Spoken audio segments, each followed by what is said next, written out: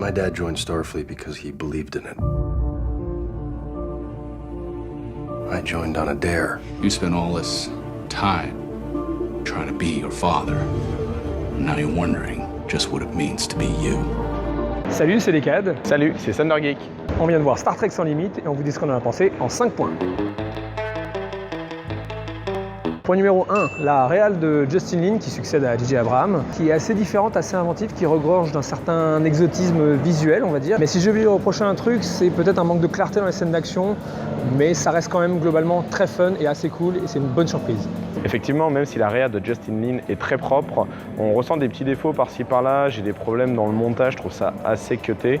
Et surtout, je trouve qu'il y a beaucoup de scènes très très sombres. Il y a un vrai problème de mise en scène au niveau de la lumière, là pour le coup, je trouve. Point numéro 2, le scénar, on retrouve nos personnages qu'on aimait bien dans le 1 et dans le 2, leur dynamique, leur humour. Et en plus de ça, l'équipage durant le film est plutôt dispersé, donc ça donne une certaine fraîcheur à l'intrigue par rapport aux épisodes précédents, donc c'est assez cool. Il y a de vrais questionnements intéressants qui sont posés, comme le concept de la vie après la mort, ou qu'est-ce qu'on fait de sa vie une fois qu'on a atteint son but final.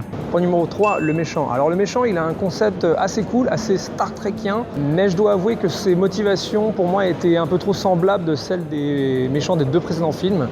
Du coup, j'ai eu une grosse impression de déjà vu, donc pour moi, c'est un point relativement négatif. Je vais pas être aussi radical que les cadres. Effectivement, le personnage a beaucoup de côtés déjà vus, mais il y a des côtés qu'on voit peu maintenant dans les blockbusters modernes, et ça m'a fait plaisir de revoir ce genre de personnage-là. Point numéro 4, la musique. On retrouve la super musique de Michael Giacchino, comme dans les 2 précédents épisodes. Là, il s'est permis en plus d'autres compositions, des nouveaux sons, c'est assez cool. Et d'autre part, il y a une utilisation particulièrement intéressante de la musique faite dans le film. Je vous laisse la surprise, mais c'est assez culotté.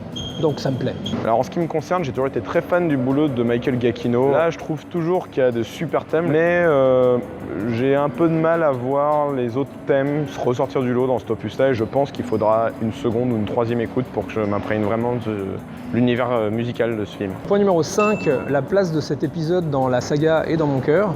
Alors pour les fans de la première heure, apparemment c'est un vrai retour aux sources. Néanmoins, je vais peut-être être en minorité là-dessus. Il y a un petit truc que je préfère dans les 2 précédents épisodes, que j'ai pas forcément retrouvé dans celui-là. Un truc qui m'avait beaucoup plu dans les reboots de J.J. Abrams, c'était la volonté de s'éloigner vraiment de l'univers original en gardant les bases. Ce 3e opus fait pas exception à la règle, et j'aime beaucoup le parti pris de se dire rien à foutre que les fans aiment ou n'aiment pas. On a pris une direction, on s'y ira jusqu'au bout. En conclusion, même s'il est un peu différent des précédents films et qu'il a ici ou là pas mal de petits défauts, ça reste un film globalement très fun, très généreux, donc je lui mettrai la note de 7 sur 10.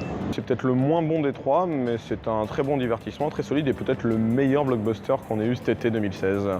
Du coup, je lui mets la note de 7,5 sur 10.